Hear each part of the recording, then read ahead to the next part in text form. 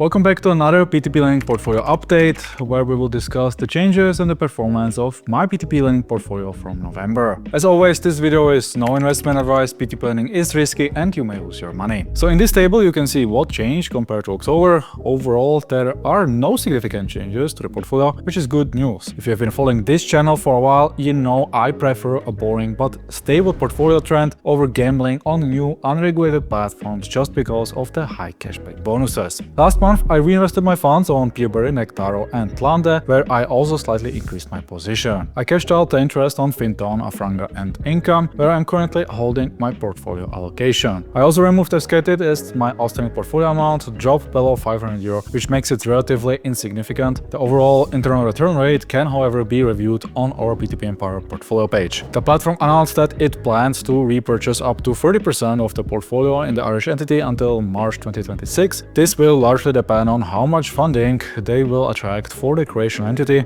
which may be used to refinance their obligation. Other than that, the management did not announce anything else. The platform offers a relatively moderate yield on investments in fintech startups, which I can pass on. Personally, I'm not impressed with the latest developments, so I'm not planning to invest again anytime soon and will gradually exit, which is unfortunate since Escated was for a long time one of the best platforms on the market. This is, however, currently not the case anymore, which just shows how quickly things can change in the industry, meaning you should regularly monitor the events surrounding your platforms, for which you can also use our newsfeed on P2P Empire. One development worth mentioning is the recovery of a Finnish loan in my estate group portfolio. I invested €50 in late 2021 with a 9% interest rate. The loan was partially recovered on the 24th of November this year with an annual internal return rate of -9%, or a total loss of 34% when evaluating the absolute results. It is also interesting to note that the LTV was 65% at the time of funding. The loan amount was about €180K and the collateral was liquidated at €210K in July 2025, so well above the initial loan amount. However, Estate Guru deducted unpaid maintenance fees and bailiff and brokerage costs, and a total of €93K was distributed to investors. So the fees for the defaulted loan over the past few years rose to €117K. That is a very good insight for investors, as most platforms present a low LTV, which looks great, but they don't mention the costs connected with the recovery, which can cause quite some losses. This is of course depending on the case, but we can assume that the longer the loan is in recovery, the higher the costs, hence the lower the return for investors who are being sold the story that the loans are backed by real assets, which are valued at much more than the initial loan amount. So that was the loan recovery in November. As I'm recording this video at the beginning of December, I can also report on another 2 partial recoveries from Germany. For this particular loan, no additional information is available except that it is a partial recovery. So far, the remaining outstanding funds have not been written off. Should the loan be written off with no additional recoveries, it would present a total loss of 59%. The second partially recovered loan is also from Germany. This loan was funded at an LTV of 47%, which is rather low. Investors financed $315K and the platform sold the collateral for $171K this June. The insolvency brokerage and legal fees were roughly $36K and $135,000 were distributed equally to investors. Estate Guru is still seeking funds from the borrower who provided a personal surety. That's the reason why the loan has not been written off yet. Should this loan eventually be written off without additional recovery, it would currently result in a 47% loss. These 2 partial recoveries occurred in December. The one recovery from November with the write-off has been noted by me and reduced in the monthly cash flow report, as you can see on the chart. You can also check the internal return rate from Estate Guru in our portfolio page, where the losses will reflect the updated rate. Overall, it is good to see some progress, so I don't expect to report positive returns from the defaulted Finnish and German portfolio. At the same time, I would appreciate some closure so I can exit and move the funds elsewhere. For me, the platform no longer represents a serious investment opportunity. The management burned investors big time, and their communication style, which only highlights the good performing portfolio, is not convincing either. The Estate Guru story teaches investors many vital lessons. First, rapid expansion into new markets should be approached with caution, as it can introduce significant operational and financial risks for investors. Secondly, the platform's failure to follow through on key commitments, such as not disclosing the results of its internal investigation into the problems in Germany or missing its own recovery targets for 2024 and 2025, indicates that the management is not being fully transparent with investors and prefers to rely on overly optimistic marketing rather than candid communication. If you notice similar patterns on other platforms, these are strong warning signs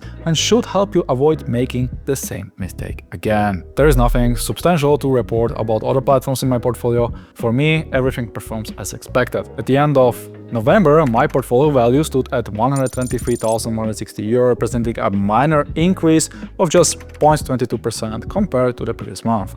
The portfolio generated €940 last month, including the write-off from Estate Guru. Most of my funds are allocated to Peaberry and Fintown, followed by Afranga, Indemo and Lande. Around 6% of the portfolio is not performing, while the rest continues to generate interest. The portfolio remains diversified across several countries, mainly Lithuania, the Czech Republic, Spain and Bulgaria. Most of my loans are longer-term loans, such as commercial loans, real estate loans, or agricultural loans. The share of rental projects and discounted debts is about 16% and 10% respectively. About 31% of my portfolio is secured by collateral, while the remaining 69% consists of unsecured loans backed by company assets or buyback guarantees. My weighted average interest rate shifted down to 11.53%, with an average investment size of €562, spread across 219 loans in 14 countries. For more details, including the internal return rate for each platform, please visit our portfolio page on P2P Empire or access the semi-raw data on buymeacoffee.com, which is available to our members. So that's it for this one's update. Some investors may ask how I evaluate the risk of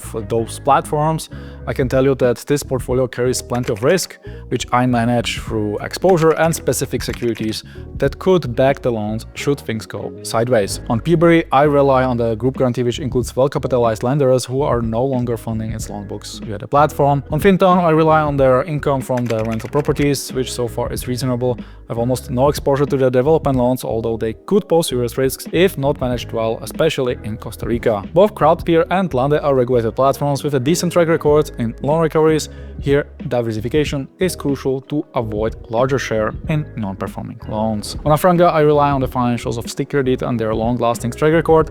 The same can be said about the Romanian loans on Nectaro. And on Indemo, I rely on their business model, which so far has produced solid returns, although their track record is still limited, despite being regulated and operating for over 2 years now. Being aware of some of the key risks and securities is certainly useful. You can never be 100% sure of anything, but you can reduce a lot of the risks by just avoiding P2P gambling sites altogether. As you can see, there are no new platforms in the portfolio that just launched a month ago, offering high cashback bonuses with questionable management or business models. If you're new to P2P lending, you can have a look at our platform reviews. On P2P Empire, they include up-to-date performance data, information about possible fees and taxes, and for marketplaces like Mintos and Peaberry, you can also access the key financial metrics of their lending partners, which are essential for you to comprehend as they reflect the risks that you are taking by investing into those loan books. Additionally, we also added a few new platforms where you can read about some of the potential red flags to consider. Additionally, you will find a new filter on our review page that lets you sort or filter platforms by your preference. If you found this video helpful, hit the like button and subscribe to not miss out on future updates. Thanks for watching, and I'll catch you in the next one.